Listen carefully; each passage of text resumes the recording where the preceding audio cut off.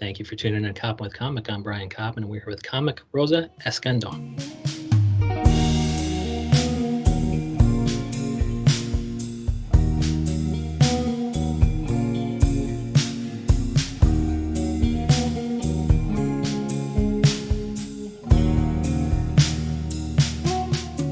Rosa, how the hell are you? I think I'm saying your name incorrectly. Pronounce it the correct way for everybody who's listening.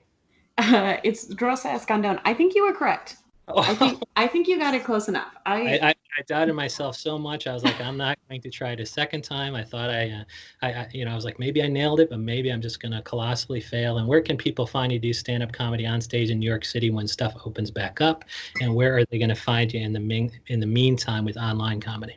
Well, I'm hoping that NYC does open back up at some time, but you can always find me online. My website is just Rosa Escandón. It's just my name. Or you can find me on Twitter, recently TikTok or Instagram under Human Comedian. And I post everywhere. I'm going to be on at least one of those. I love that. I follow Human Comedian, and I'm like, how the hell? Like, only a funny person who's really kind of far along in her career will have thought of such a cool name, but also secured it. You know, the funny thing about it is it used to be, and I only bring it up because you said you were having issues pronouncing my name. It used to be just it was like at like something Escandón. I think it was like it had Escandón in my like handle for all my social media, and I was going on a lot of podcasts and like a lot of just like video, like online video stuff. So I was plugging it my social media a lot. And people would make me like spell it out or like be like, wait, can you spell that again? Make sure we have it. So I was just like spelling my own last name over and over again. And I grew to be like, so like this, it just made everyone not into it. It felt like, so I was like, I'm going to just change it to like a combination of 2 words. I'm going to find the stupidest words I can find. And we landed on Human Comedian. Oh, I love that. Human Comedian, and she's just slinging the jokes. She's been on Twitter since 2011, so she was able to nail down Human Comedian. But I'm just going to say it one more time, and then we're going to not say the name ever again. Rosa Escandón. Sounds good. Okay, now let's talk about what we're going to talk about today, which is it's just things like Ouija boards and conspiracy theories and celebrity murder. Like I noticed, some of the, I have comedians propose topics just so each episode is distinct. And I love the dark thread running through your topic. So what are some of what's the experience that you've had with Ouija boards? Because I've never, ever used one, and I'm probably scared to do so. You know, I have my own podcast, and we recently, it's called Psychic Friends. Check it out. We pretend to be psychics on the internet.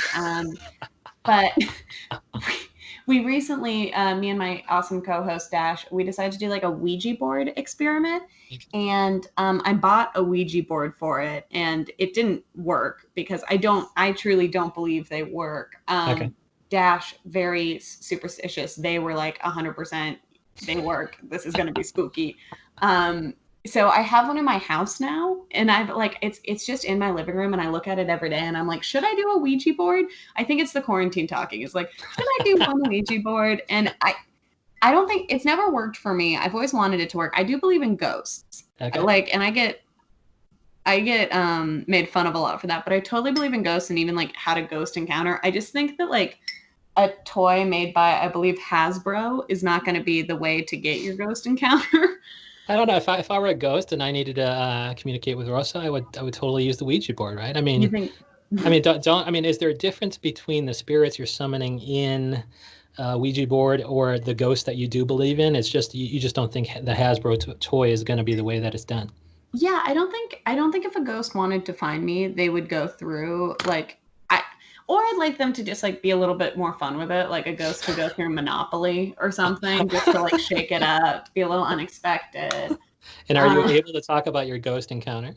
Yeah, it happened when I was a kid, and I think I've told people before about my ghost encounter, and some people are like really like, ooh, spooky, like freaked out, and some people are like, that's the dumbest thing I've ever heard. So you have to figure it out for yourself. But when I was a kid, my best friend lived in like this old, I grew up in California, so like nothing's actually that old. Like, anything that is that old is gone in California. Yeah.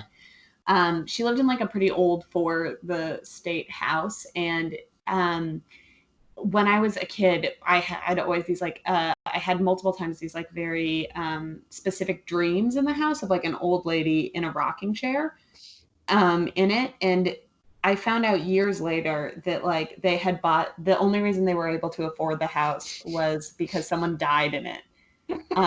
And she was like an old lady, and someone said, yeah, like we only saw a couple pictures of her, but she like had this beautiful rocking chair. And I was like, oh my God, that's my ghost.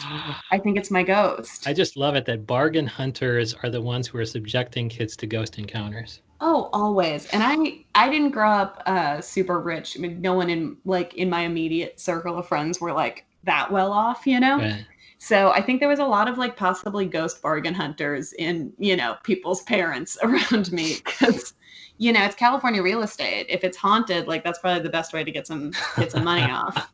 And do you think that because you actually had a legitimate ghost encounter, you're much less likely to believe in the Hasbro toy Ouija board? I think so. Also, like, I just don't think like ghosts, if like it takes a really long, people don't like in movies and stuff, Ouija boards are super fast, but like in real life, if they move, it's you pressing your weight against it and someone else pressing their weight, like slowly like moving it, but it's so slow that like I can't imagine that a ghost would sit around for like, you know, like 10 hours to like really slowly type out their message. Like I feel like they're just gonna, you know, haunt you or something. Like I feel like they would have a better way of doing it, you know? I love the fact that it's movies who have to speed it up so that it doesn't take so long each time they use it. Oh yeah, because like if you you know, like The Exorcist or something, that's where like a lot of I feel like the lore comes from it. Because Right. the Ouija board, it actually has a history. It has like a specific history. Where it was made, seances were really big, and these two twins were like the ones who like were the seance masters, but it was found out later that they had this thing where they were like stomping under the table to make things happen. Like they had a secret way, and one of the twins like told everyone about it and the other one didn't, but they were like, they made seance culture super hip, like everyone wanted to do a seance. So like a toy company was like, we're going to make the way you seance. And I think there's no way that's how we're going to find out like secrets from the other side. That Right. can't be the backstory to me. I don't know. But I also love that the Ouija board movie, which probably exists, I think, it would be like 3 hours long because you're saying they're very slow moving. Yeah. And that would be the entire thing in the movie, which is not great, but you know, I've seen worse indie films. So. My question is some of the topics, you know, I know Theo Vaughn has a special or something called Dark Arts, and the topics you proposed had that dark thread running through it. Are any of these things kind of, you know, making its way into your act? And is there anything other than the ghost encounter from your childhood that kind of pushes you, I don't know, towards the dark rather than the light? Or am I just totally getting it wrong? I mean, you just might have thought of those topics on a whim. No, I think I'm a little dark. I would say my comedy also gets a little dark a lot. Like I think I live in Brooklyn, and I think I'm really lucky to like be in a scene that like lets you go a little bit, you know, like a little bit dark or a little bit weird. Cause I definitely have a couple of jokes that, you know, if I go into Manhattan, I'm like a little worried. In the past, yeah, and I think like some of it's like pretty like all in good fun, like, you know, ghost encounters, or like my mother's a conspiracy theorist and I've like made fun of her on stage about it, and probably like I've made, you know, and some of the things are like pretty light to joke about. I'm also a sexual assault survivor, so I do a lot of actually that in my sets, and I think that's when I get like my real dark stuff going on.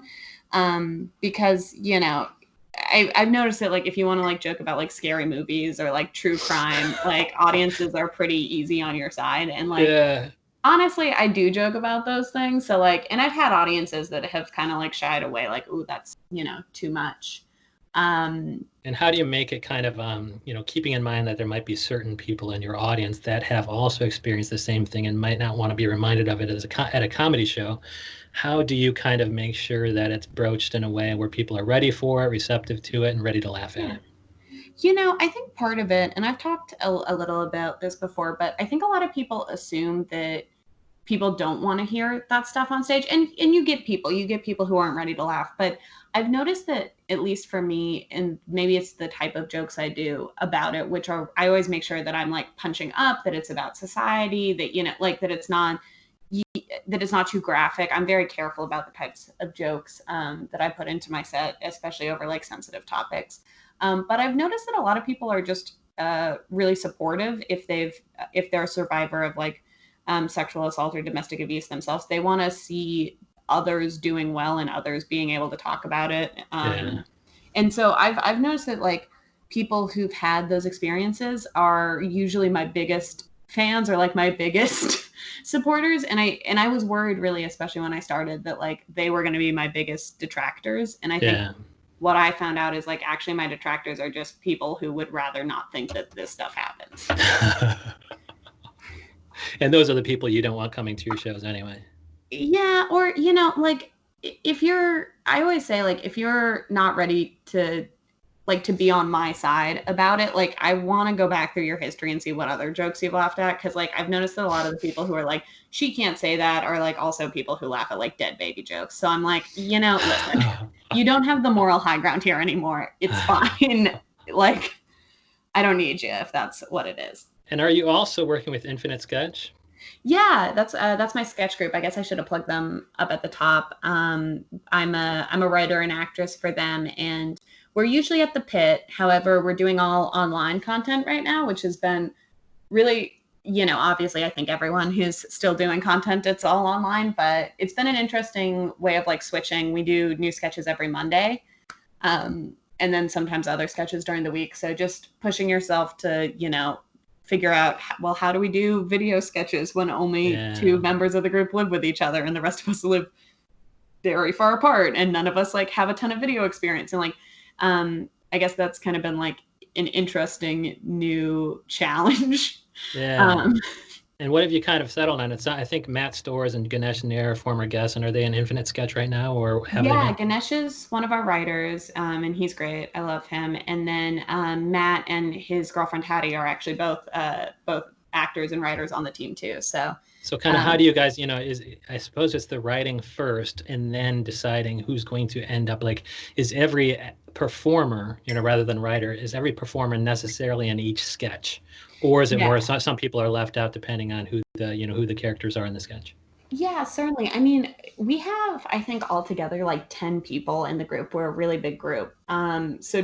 Very few of our sketches, even when we were doing live shows, like very few of our sketches had everyone in it. Right. Just because, you're trying to do like a 3-minute bit or like a 3-minute joke, right? And it's you don't got time for all 10 people to come and make that scene, especially because you can't be in the scene at the same time. Yeah. And I think online, it's actually let us like free up. It's just like, hey, write something, we'll produce it, Oh, I'm so sorry. I sneezed right into the mic. Or was that a ghost? Yeah. Ooh, spooky. But yeah, no, I think it was, I think it's been like interesting because, it's just like, well, who has time to record today? Who can play this part? It's definitely a lot more when, when we were doing this all live, it all had to be so like this thing, this time. And now it's, I think it's going to be interesting as more, because I haven't seen a ton of sketch groups do a ton of online content. I think it's because it's scary. I have seen a couple. But I think there's a lot of groups out there who've just been like, well, we can't be live. Right. And I think we're going to see more and more of them being like, oh, I think we can actually do some online content, like, and kind of see what happens, Now that they see what Infinite Sketch has done, they're ready to replicate its success. Yeah, we are the pioneers. Thank you for noticing. It is all about us, which is every sketch group's motto, actually. I love it so much. And when people, you're doing stand-up comedy, when that happens, your kind of place where you're regularly at is? I feel like I don't even have too much of a regular place. You're just all over the place. Everybody puts you on the shows because you're dark and you get honest. Maybe that's it. Yeah. I used to run a show at Pine Box a million years ago, and I love them still. And I used to run a show at QED, but which is also, I think, like a really great venue. I'm still there a lot, actually, which is unfortunate because I do not live in Astoria. I really don't. Yeah, those are probably, I'm trying to think of like other places that I'm there enough to be like, that's probably one of my places. But in the meantime, are you doing like Zoom shows and Instagram live shows, or not really? I've done a little bit of Instagram live shows for a friend of mine who has a big Instagram following, and Yeah.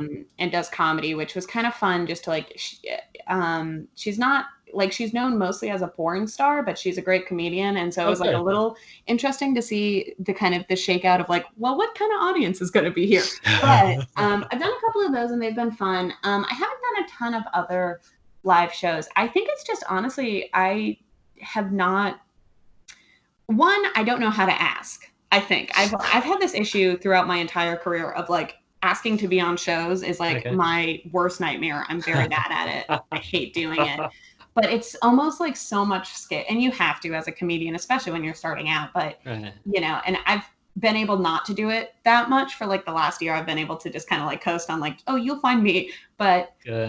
I think you definitely have to do it with Zoom shows because everyone's at home. You know, Yeah. there's such a big pool. You don't need to go to Astoria on a Wednesday night. You know, so yeah. So I haven't been doing too many. I've done like probably like 3 or 4 Okay. in the last 2 months. So not very many at all. And I probably should. I should ask and I should try to get on it. But it's one of those things I think I've just been like, I don't even know how to approach Right. the idea of doing this. But it sounds like, in the meantime, people can see your comedy, Psychic Friends with a Z, Yeah, with and a Z. Infinite Sketch, and they can find you at rosaescandon.com.